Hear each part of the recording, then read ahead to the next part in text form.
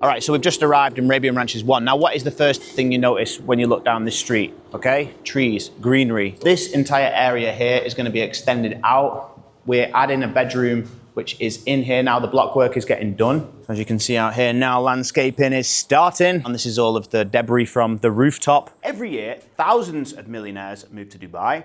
But here's the mistake most of them make. They buy the wrong property in the wrong areas for the wrong reason. And when this happens, it doesn't just cost them a bit of money. It can cost them the lifestyle, causes stress, and even their happiness. I've seen it happen so many times. And people get a bit fed up of living here after a while if they don't get it right. I know this because I've helped dozens of clients make the move successfully, including myself, and I've seen the expensive, stressful disasters when people try and figure it out alone with no guidance. So in this video, I'm going to show you the key questions you need to answer before choosing a place to live.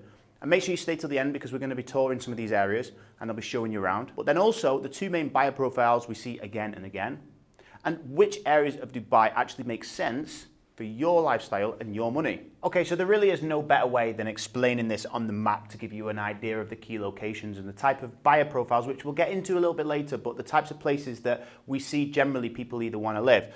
You've got the obvious ones, so you've got places like the Palm Jumeirah. This is suited towards someone who wants that sort of classier lifestyle, waterfront living. Then you've also got places around downtown Dubai, okay, near the Burj Khalifa. You want to be in the city, you want to be amongst it all. And then just behind the Burj Khalifa, you've kind of got DIFC, the Dubai International Financial Centre, which is more for the business professionals. And then also just behind that, we've got Business Bay. So these are sort of like the key locations. We could say the marina as well.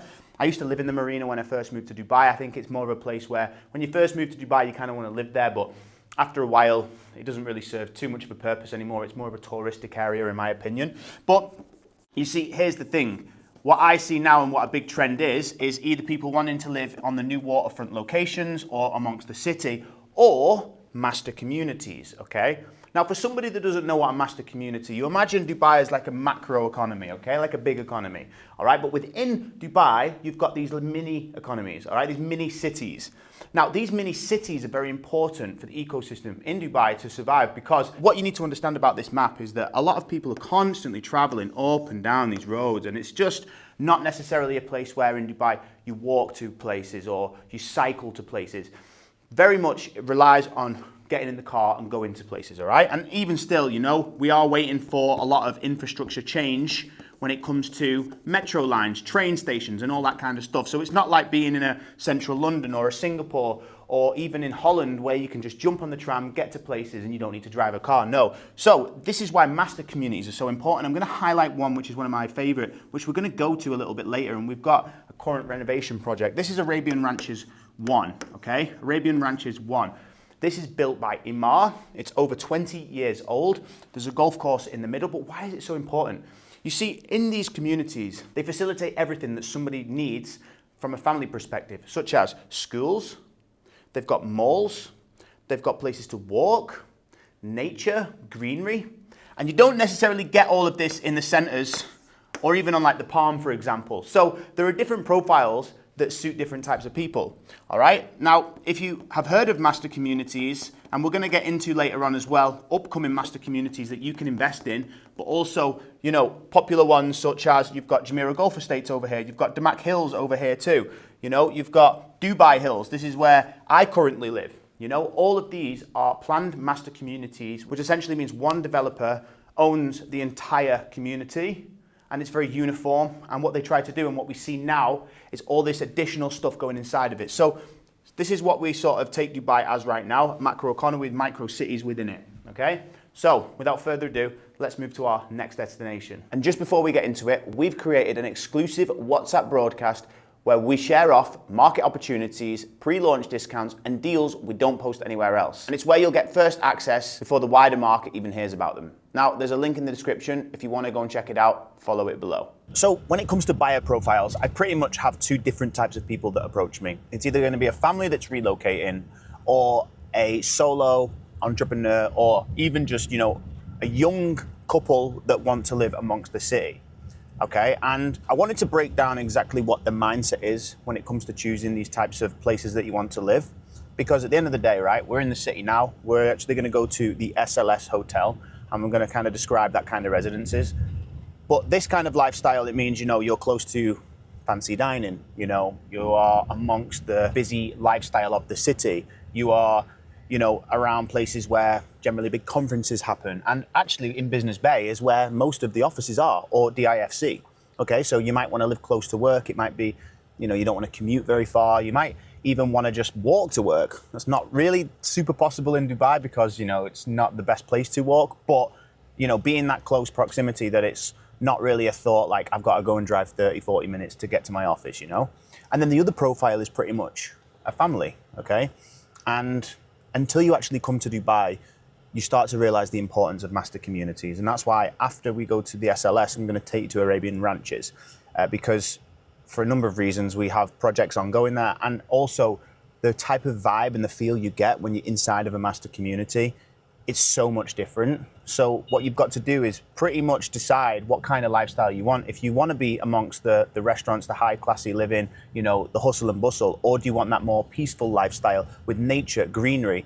You know, each person is slightly different. So I'm going to take you to an example of a residences, okay, with that sort of fancy lifestyle feeling, so you can get an idea of what it actually feels like. All right, so let's go to the SLS. So right now we're in the SLS, which is in Business Bay. This is a branded high-end residences and hotels.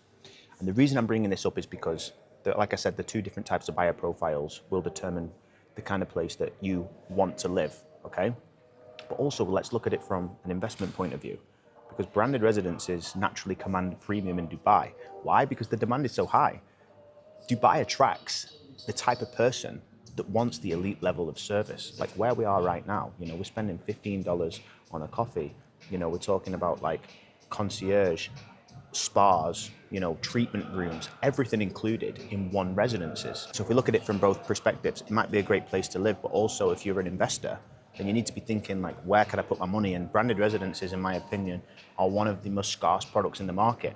You see a lot of them, but what's actually a good branded residence versus what I call dressed up luxury? So there are three that I wanted to point out, and I've spoke about a couple in my video.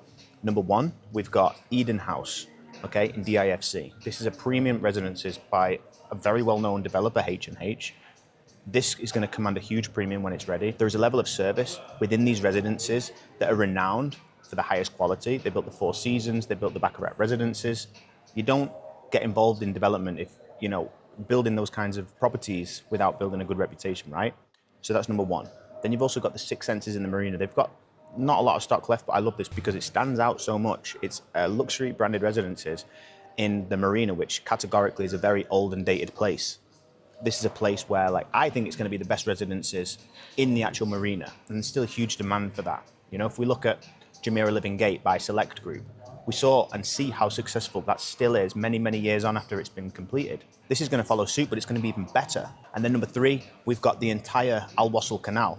And we, again, see different developments, AHS, the Rings, you've got Maraba Vale, you've got Eden House on the canal, all premium residences in an area which is also called Billionaires Row.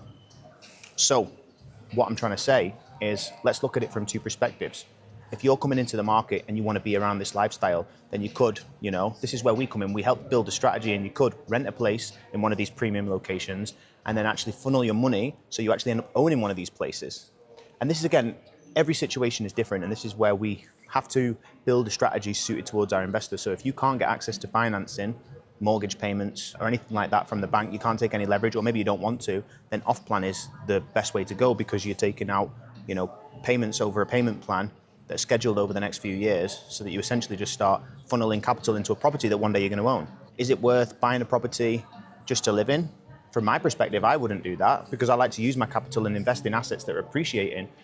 You know, I know people might say, yeah, rent's just a waste of money, and there's different ways you can think about it.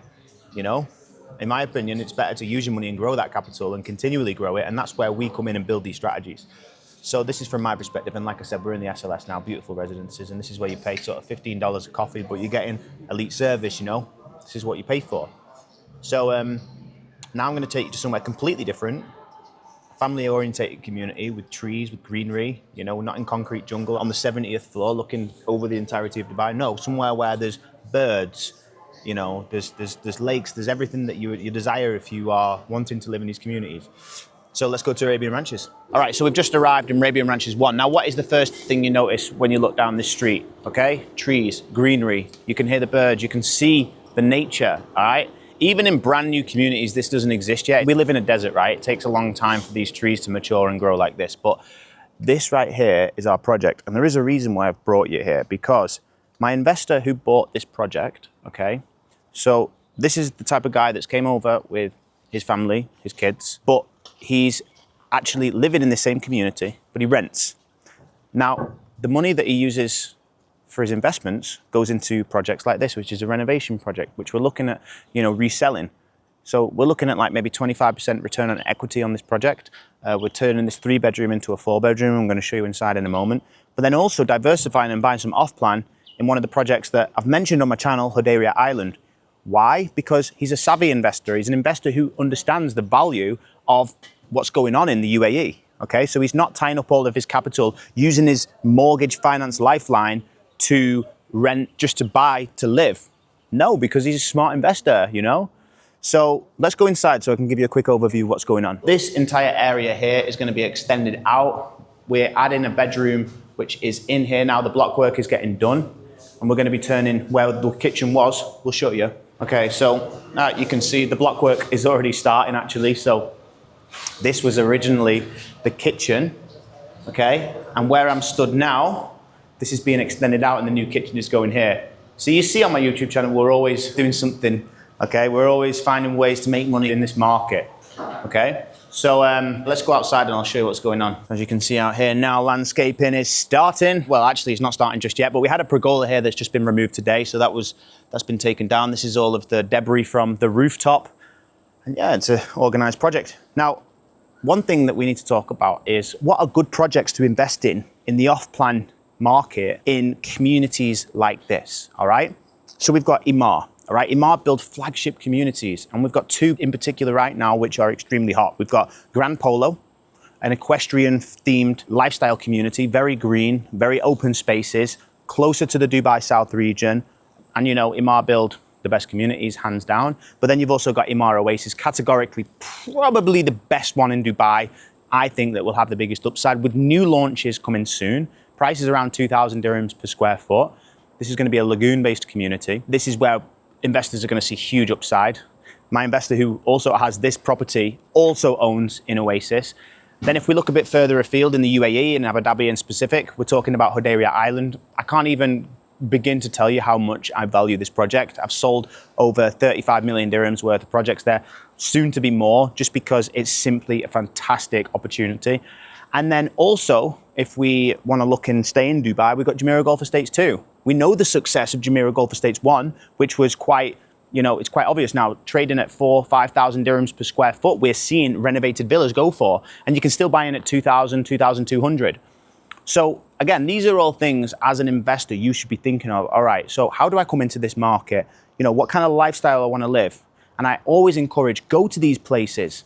Figure out, take a drive around Arabian Ranches, take a drive around Damac Hills, take a drive around Jumeirah Golf Estates, get a feel, do I want to live here? Go for a coffee in the SLS, go to the Lana Residences by Omniat in Business Bay, get a feel for that. Do you want that classy, flashy lifestyle? Maybe you do. I sometimes want it, there's nothing wrong with that. And then you just need to figure out, all right, well, with the money that we've got, how can we allocate parts for investment? How can we allocate parts for where I want to live? Do I want to use, or can I get access to finance in the mortgage world? Or do I go down the route of buying an off plan with a payment plan? All right, then what's the upside going to look like? What's the strategy moving forward? What's the 3-year? What's the 5-year? What's the 10-year plan? Remember, we're at the start of a very exciting market here. We're nowhere near mature as London, New York, LA, or anything like that. This is a brand new market. This is a market which has got a long way to go. This is how we think for investors, and this is how we help investors think. Now, if you want advice tailored to your situation, I've opened up a few free one-to-one calls where we'll run through your budget, your strategy, your timing. The link is in the description. So now you know where millionaires should actually be looking when they're purchasing a property in Dubai. Whether you're a family looking to relocate into a master community, you're a solo entrepreneur looking for that busy city life, or maybe you just like that lifestyle. But that's only half the battle, trying to figure out where you've got to live. Now you've got to figure out how to actually do it. That's why in this next video, I break down all of the steps it takes as a non-resident to buy a property in Dubai.